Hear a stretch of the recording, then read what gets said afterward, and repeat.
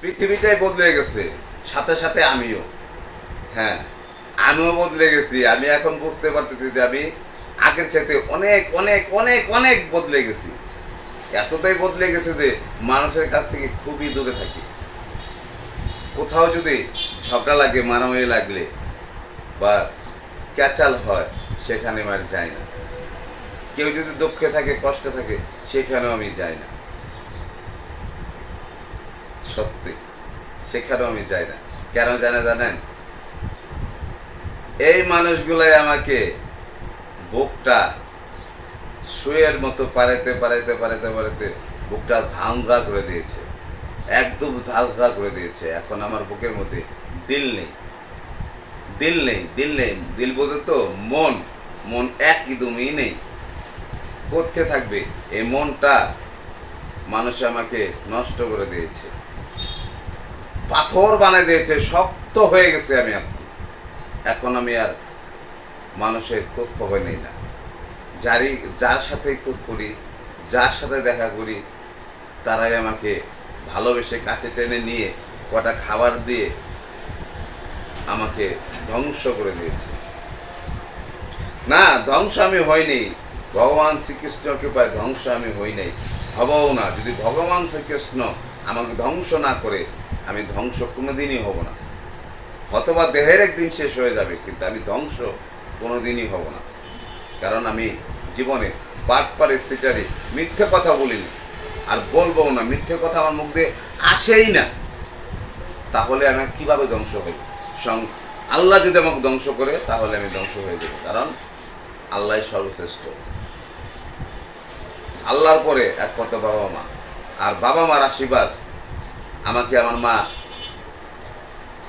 আমাকে এইভাবে আশীর্বাদ করেছে, বাবা তুই জীবনেও ধ্বংস হবি না। তা আমার মার আশীর্বাদ আমার লগে আছে, আমার মার আশীর্বাদ লগে আছে আমার, আমি ধ্বংস হব না। শ্রীকৃষ্ণ ভগবানের কৃপায় আমার মার আশীর্বাদ, বাবার মার আশীর্বাদ আছে আমার লগে, আমি ধ্বংস হব না। ধ্বংস হয়ে গেছিস তোরা, তোরা ধ্বংস হয়ে গেছিস।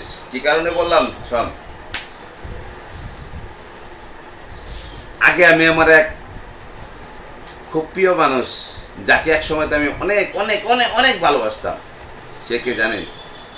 সে হচ্ছে আমার ওস্তাদের বউ, ওস্তাদ এবং ওস্তাদের বউ, দুলাল। দুলালদার বউ। আমি জানি আমার এই ভিডিওটা আমার ফ্রেন্ড সার্কেলের মতো অনেকে দেখবে। দেখার জন্যই আমি বানাইতেছি, আপনাদের দেখার জন্যই আমি বানাইতেছি। Just hold on, I am back. করোনার মধ্যে মানুষের অনেকেই অভাব ছিল, খেতে পারে না, তাই না? অনেকেই অভাবে ছিল, ঘরে চাউল নেই, এক মুঠো খেতে পারে না। কিন্তু আমি ওই যে বললাম, ভগবান শ্রীকৃষ্ণ আমাকে সুখে রেখেছে। ভগবান শ্রীকৃষ্ণ যাকে সুখে রাখে, পৃথিবীর মানুষ তাকে ধ্বংস করতে পারে না, পারবো না, কোনোদিনও না। স্বয়ং শ্রীকৃষ্ণ ভগবান। আর এখন তোমার মার আশীর্বাদ আছে আমার লোকে। আমি এখন অসুস্থ মানুষ, কিন্তু আমি ফিল করতেছি যে আই এম হ্যাপি, বাট মার আশীর্বাদ সবচেয়ে বড় জিনিস। আমি খুব সুখে আছি। যেটা বলতেছিলাম, কাম টু দ্য পয়েন্ট, সেটা হচ্ছে আমার ওস্তাদের বউ আমাকে একদিন ফোন করে বলল, চৈতন্য তুমি আমার বাসায় আসো। তো ভাবলাম যে বৌদি ডাক দিছে, না গেলেও হয় না। আমার জন্য সম্মানিত, বক্তৃতুল্য মানুষ। আমি এখনও, মানুষ বিশ্বাস করুক আর না করুক, সেটা যার যার ব্যক্তিগত। আপনি বিশ্বাস করবেন না, আপনার ব্যক্তিগত ব্যাপার। আমি ময়মুরব্বীদেরকে পা ধরে বক্তৃ করি, কারণ তারা আমাদের কাছে মুরব্বী। আমি পা ধরে বক্তৃ করি। আমি কিন্তু পারতাম অহংকার দেখাতে, ঠিক আছে? আমি কিন্তু ওর টাকা আছে, টাকা পয়সা আছে কি না আছে, সম্মান আছে কি না আছে, সেটা আমার কাছে ফ্যাক্ট না। আমার কাছে শুধু একটাই ফ্যাক্ট, সে আমার মুরব্বী। আমি মুরব্বীদেরকে পা ধরে সালাম করি, ভক্তি করি, পা ধরে ভক্তি করি, যাতে ভগবানের পরে আমি মানুষকে ভালোবাসি। তো তারা আমাদের কাছে ভক্তিতুল্য মানুষ। তাদের বাসায় গেলাম, সেদিন সে আমার মুরগির আমার জন্য, আমার ওনারে সে জানে যে আমি ওই বললাম না আমার ওস্তাদের বউ, তার বাসায় আমি 3 বছর প্রায় 1-1.5 বছর ছিলাম। সে জানে যে আমি মাছ মাংস মুরগি মানে পছন্দ করি, আমের জাতীয় খাবার আমি ভালোবাসি, পছন্দ করি। তো উনি আমার জন্য মাংস রান্না করেছে। তো ওনার কাছে গেলাম, যাওয়ার পরে উনি আমাকে বলল, ভাই করোনার মধ্যে যে কষ্ট করছি, 1 মুঠো চালের জন্য আমি কত জায়গা দূর পারছি। ওনাদের কষ্ট শুনে আমার বুকটা না, এখন তো সে মনটা আর নেই, সত্যিই নেই, একবারই আমি পাথর হয়ে গেছি এই সমস্ত মানুষের কারণে। বুকটা না, বুকের মাঝে ছ্যাক করে উঠলো, আরে এত কষ্ট করলো আমি থাকতে। আমি বললাম যে বৌদি, আপনি এত কষ্ট করছেন আমি থাকতে, আপনি আমাদের একটা ফোন করতে পারতেন, আমার নাম্বারটা আপনার কাছে ছিল। আমার এই নাম্বারটা বিগত 20 বছর যাবত আমি ইউজ করতেছি, বিগত 20 বছর, আমি আর লাস্টে 14 ওয়ারেদ নাম্বার, 20 বছর যাবত আমি ব্যবহার করতেছি। তো আপনি আমাকে ফোন করতে পারতেন, সেই তো ফোন করলেন, বহা দেরি করি। তো আমি তাকে পকেট থেকে এবং মানবেগ থেকে ও সাথে সাথে মানবেগটা বের করে এমনি করে একটা 500 টাকার নোট বের করে দিলাম, নিন। তখন সে টাকাটা নিল না, বললো কি যে না, টাকাটা লাগবে না, বেস্ট, টাকা লাগবে না। তা বললাম যে আমি তখন মনে মনে ফিল করতেছি যে ব্যাপারটা কি। সে আমাকে কষ্টের কথা বললো, অথচ 500 টাকা দিলাম, সে নিল না। সে আমাকে বললো যে তুমি আমাকে 10,000 টাকা ধার দাও, আমি 2-3 মাস পরে দিয়ে দেব। তো 2-3 মাস পরে দিয়ে দেবে বলছে, আমাকে ঠিক আছে। সে আমাকে ফোন করে আমার কাছ থেকে টাকাটা নিয়েছিল, আমি বিকাশের মাধ্যমে তাকে 10,000 টাকা দিয়েছিলাম। সে টাকাটার জন্য তার সাথে আমার সম্পর্কটা নষ্ট হয়ে গেছে। আমি যখন টাকাটা তাকে চাই 5 মাস পরে, সে আমাকে নানান ধরনের উজুম বাজুম বোঝায়া মানে ধীরে ধীরে আমাকে শক্ত করে তুলল। হ্যাঁ, টাকাটা আমাকে দিয়ে দিয়েছে, কিন্তু উনি যে ব্যবহার করে আমাকে টাকাটা দিয়েছে সেটা বলার না। আর বলবো এই ধরনের আপনি বুঝতেই পারতেছেন, 3 বছর পর টাকা দিছে, সেটা আমাকে এই 3 বছর পর তার কাছে চাইতে সে যদি আমাকে একবার বলতো যে চৈতন্য, তুমি টাকাটা আমাকে দিয়েছো, তুমি টাকাটা কথা, আমি তোমার টাকাটা আমি টাকাটা তুমি আর চাও না, আমরা দিতে পারবো না, আমরা বহুত কষ্টে আছি, দিতে পারবো না।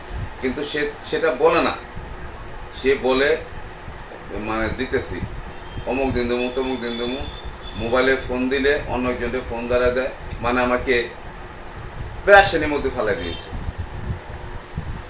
যাই হোক, ওনারা টাকাটা দিয়ে দিয়েছে, যাক দিয়েছে। তো আমার উস্তাদ খুবই ভালো মানুষ ছিল, আমার বন্ধু, আমার উস্তাদ আমার বন্ধুর মতো আমরা চলাফেরা করতাম, একসাথে আমরা স্মোকও করতাম। তা বুঝেন আমরা কতটা ফ্রি ছিলাম, স্মোকও করতাম, একসাথে ঘুরতেও যেতাম। তো আমাকে খুব ভালোবাসতো। সে লোকটা মারা গেছে আমাদেরকে, আমি যেদিন জানি মৃত্যুর 8ম দিন, কিন্তু আমি তার সাথে যাইনি এই কারণেই, কারণ তার ওয়াইফের ব্যবহারটা আমার এতই খারাপ লাগছে, যে এতই কষ্ট দিয়েছে মনের মধ্যে, যে তার চেহারাটা দেখতে ইচ্ছা করে। আমি জানি বৌদি আপনি আমার ভিডিওটা দেখতেছেন, কারণ আপনি আমার যেহেতু প্লেলিস্টে আছেন। আমি আসলে সত্য কথা, আমি যেটা সত্য কথা সেটাই বললাম। খুব কষ্ট লাগছে আমার উস্তাদ মারা যাওয়াতে। আপনি কিন্তু বলতে পারতেন আমাকে একটা বার যে তুমি টাকাটা নিও না। আমি কিন্তু ভগবানের আশীর্বাদে, আপনাদের দোয়ায়, ভগবান শ্রীকৃষ্ণের দোয়ায় আমি কিন্তু সচ্ছল, আজকে থেকে সচ্ছল না। আমি 2016 সাল থেকে আমি সচ্ছল। আমি 2013 সালে 1 বছরে আমি 10 লাখ টাকা কামিয়েছি। শুধু আমি 1 বছরে ইনকামটা বললাম 2013 সালের কথা, আজকে 2026 সাল। এবার আপনারা কাউন্ট করে নিতে পারেন যে আমি কিরম সুখী আছি ভগবান আশীর্বাদে আপনাদের দোয়া। আমি 500 টাকার মদও খাইনি, 500 টাকার মদও খাইনি। আমি এমনও গেছে আমার, আমি বারে যাইও, আমি বারে গিয়েছি, বারে মানে ভিতরে পা দিব, ওখান থেকে চলে আসছে যে না আমার ভালো লাগতেছে না, আমি খাবো না। তাহলে বুঝেন আমি কতটা পাল্টে গেছি। আমার এখন দেখেন, আমার ফেস দেখেন, দেখছেন ফেসটা দেখেন কত সুন্দর।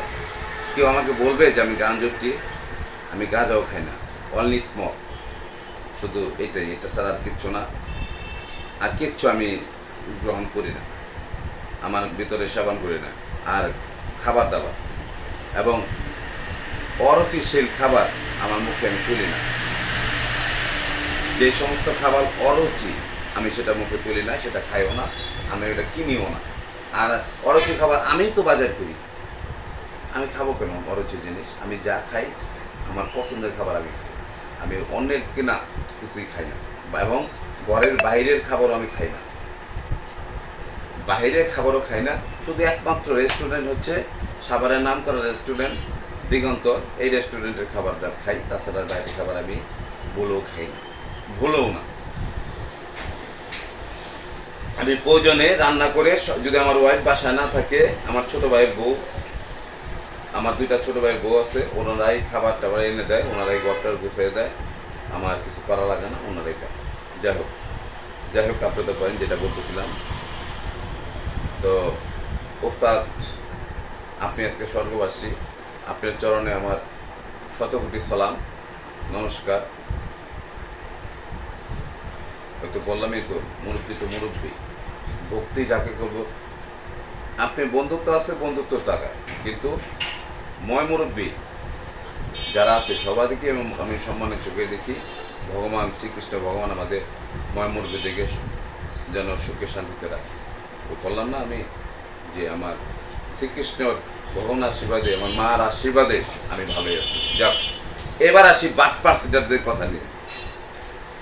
কিছু বাটপার সিটার, যে সমস্ত বাটপার সিটারগুলা আমার কাছ থেকে টাকা নিচ্ছাস, এই কুত্তার বাচ্চারা, তোর বাপ দাদার টাকা, কামানো টাকা, আমার ঘাম মেধার টাকা তোরা নিয়েছিস, কেউ তারা সুখে নেই। আমি দেখতেছি তারা কেউ সুখে নেই, 3,20,000 টাকা করোনার পর থেকে আমার কাছে তারা হাতিয়ে নিয়েছিস।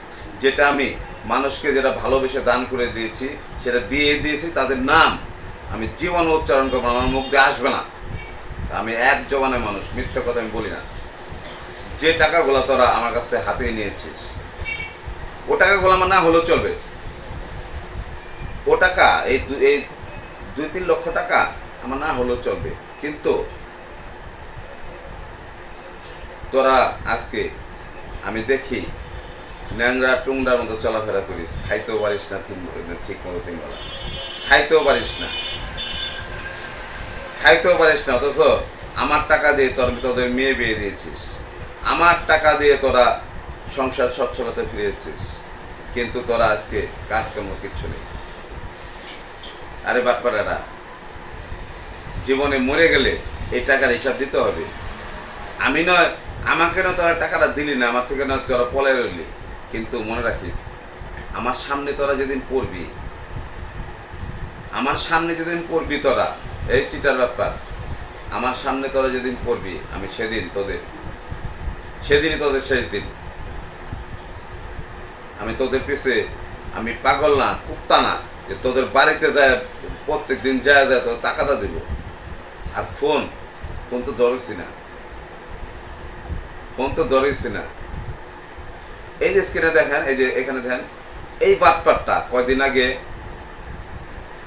আমার জ্যাঠাতো বোন জামাই কয়দিন আগে শ্বশুরবাড়ি এসেছে। এই সিটার 19/4/2022 সালে আমার থেকে 20,000 টাকা নিয়েছে। আজকে কত বছর, 4 বছর এই কুত্তার বাচ্চা আমার টাকা দিচ্ছে না। উনি কিন্তু খুবই সম্মানের লোকের একটা ছেলে। এই যে আমাদের পাশের থানার, ধামরাই থানার নান্না গ্রামের বাবুনাল মাস্টারের ছেলে, আমি জানতাম না। ও আমার কাছ থেকে আমার এই দোকানে এখান থেকে বসে আমার থেকে 20,000 টাকা নিয়ে গেছে। আজকে 4 বছর আমার টাকাটা দেয় না।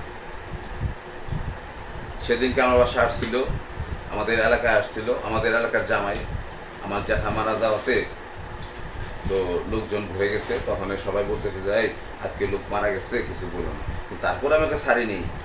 আমি ছাড়ার মানুষ না, কারণ আমার আমার ঘামের মেধার টাকা, এই টাকাগুলা তোরা যেভাবে আত্মসাৎ করছিস, যদি তোরা আমার চোখের সামনে না পড়স তাহলে কিছুই না। কিন্তু আমি কিন্তু ভালো আছি।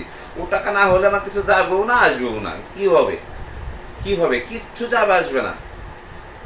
জীবনে যে সম্পদ আমি অর্জন করেছি ভগবান আশীর্বাদে, আপনাদের দোয়ায়, হালাল হালাল পথে আমি 18 ঘন্টা কাজ করেছি একটা না 3 বছর। 18 ঘন্টা এই হাতগুলো আমার ছোঁয়া পরে নষ্ট হয়ে গেছিল। আমার কলিংরা যারা আমার ব্যবসায়িক বন্ধু বান্ধব আছে, যারা আমার ব্যবসায়িক সিনিয়র বড় ভাইটাই আছে, তারা জানে যে হ্যাঁ, তারা বলছে আমাকে, তারা মানুষের কাছে বলে যে চৈতন্য তুমি এই শেষ সময়তে এসে অকালের দিনে একমাত্র তুমি উঠলা, আর কেউ উঠতে পারেনি। মেধা পরিশ্রম দিয়ে, একমাত্র সততা দিয়ে তুমি উঠছো। সাভারের মধ্যে আর কেউ এই 2013 সালের পরে কেউ আর উঠতে পারেনি। কারণ কি জানেন, 2013 সালের পরে কাজকর্ম এতই কমে গেছে যে মানে উঠা বহুত কষ্ট। কিন্তু আমি কাজ করেছি কি আর জানেন, ওই যে বললাম সততা আছে, সততার জোরে মানুষ আমাকে লক্ষ লক্ষ টাকা কাজ দিত। সেই লক্ষ লক্ষ টাকার কাজ, সম্পূর্ণ কাজ তাদেরকে ফিরিয়ে দিতাম। কারণ 1 প্রতি স্বর্ণ রূপা আমি মেরে খাইনি, আমি ফিরে দিয়েছি। এখন ঠাকুরের কৃপা, আপনাদের আশীর্বাদে আমি এখন খালি হাতে, আমার মানি ব্যাগটাও নিব না, আমি বিয়ের বাজার করে বাসা আসবো। এতটুকু সম্মান আমি অর্জন করেছি সাভারের বুকে। যাই হোক, সব কথার মাঝে ওই একটি কথাই আমি বারবার চলে আসে যে আমার টাকাগুলা যারা আত্মসাৎ করছো, আমি কিন্তু এই ভিডিওটা থেকে যাবে। আমি যদি মারাও যাই আমার দাবি কখনো যাবে না। আর তবে হ্যাঁ, এই ভিডিওটা যারাও অনেকেই দেখবেন, আমার আত্মীয় স্বজনের মধ্যে অনেকেই দেখবেন। আমার আত্মীয় স্বজন যে খুব একটা ভালো মানুষ তা না। আমার আত্মীয় স্বজনও আমার বহুত কষ্ট দিছে। আমার আত্মীয় স্বজন, আমার মাসি মেসো, ওরাও আমার খুব কষ্ট দিছে। আমার মেসো তো বোন জামাই অনেক কষ্ট দিয়েছে ওরাও আমার অনেক টাকা লুটে পুটে খেয়েছে। কিন্তু কেউ সুখে নাই। সব কিছু ভগবান শ্রীকৃষ্ণর দোয়া, শ্রীকৃষ্ণ আশীর্বাদে কেউ সুখে নাই। আমি কিন্তু হ্যাপি, আমি সুখী, আমি এখন মহা খুশি। আরেকটা সুখবর আপনাদের দেই। আমি একটা ভগবান শ্রীকৃষ্ণের মূর্তি কিনেছি 28 কেজি ওজনের, আর গোল নিতাই। আমার বাড়ি আমি একটা বাড়ি করব, মানে করিনি এখনো, আমি করব, মানে আশা আছে ভগবান শ্রীকৃষ্ণ যদি করতে দেয়। আমার একটা মনের আশা, আমি একটা বাড়িতে 3 তলা একটা বিল্ডিং করব। 3 তলা বিল্ডিং করব, 3টা ছাদ দেওয়ার পরে উপরে আমার বাড়ির উপরে কৃষ্ণ মন্দির হবে, যেটা আমি মরে গেলেও বিগত 100-200 বছর পর্যন্ত থাকবে। সেই কৃষ্ণ মন্দির আমি করব। আমার ভগবান শ্রীকৃষ্ণ যদি আমাকে বাঁচিয়ে রাখে, আমি মন্দিরটা করে আমি করব। আমি যে বাসায় আমি যে থাকবো, আমার থাকার বাড়ি চিন্তা করবো না। কারণ থাকার জন্য খালি একটা রুম, টয়লেট, গোসলখানা, বাথরুম দেওয়ার, টয়লেট, গোসলখানা, রান্নাঘর দেওয়ার পরে মানে আমি আর বাড়িতে কোনো কাজই করব না। আমি কৃষ্ণ মন্দির আগে করব। কৃষ্ণ মন্দির করার পরে আমি একটা অনুষ্ঠান, কৃষ্ণ পূজার একটা অনুষ্ঠান করব। সেখানে 400-500 লোকের আয়োজন করব। ভগবান শ্রীকৃষ্ণর কৃপায় আপনাদের সকলকে আমন্ত্রণ রইল। যেদিনকে আমি করবো, আমি যখন করব, যদি আমার বাবা মারা গেছে বিগত 2-3 মাস হয়েছে, তাই আমার আশা ছিল যে আমি ছোটোখাটো করে আপাতত করি অনুষ্ঠানটা, কিন্তু করতে পারলাম না বাবা মারা দেওয়ার কারণে। মাঘ মাসে করার আশা ছিল। যাই হোক, আমি যদি এই 2-1 বছরের মধ্যে করি, যদি পারি কাজ, যদি আমি সামনের বছর ধরি তো ধরলামই, আর যদি না ধরি তাহলে অনুষ্ঠানটা করব। আপনাদেরকে নিমন্ত্রণ আমি এখনই দিই না, আমি যখন সময় হয় আমি নিমন্ত্রণ দেব।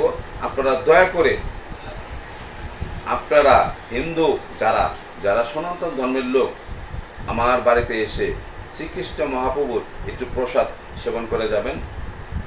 আপনাদের চরণ ধুলা আমার বাড়িতে একটু দিয়ে যাবেন। নমস্কার। তবে একটা কথা লাস্ট বলে যাই, আপনারা আপনাদের এই দেহটাকে ডক্টর দিয়ে চেক করে রাখবেন, কারণ বর্তমান যে যুগ জামানা পড়ে গেছে, কখন কোথায় চলে যায় বলা যায় না। সকলের শান্তি কামনা করছি, সকলেই সুস্থ থাকবেন, ভালো থাকবেন। নমস্কার।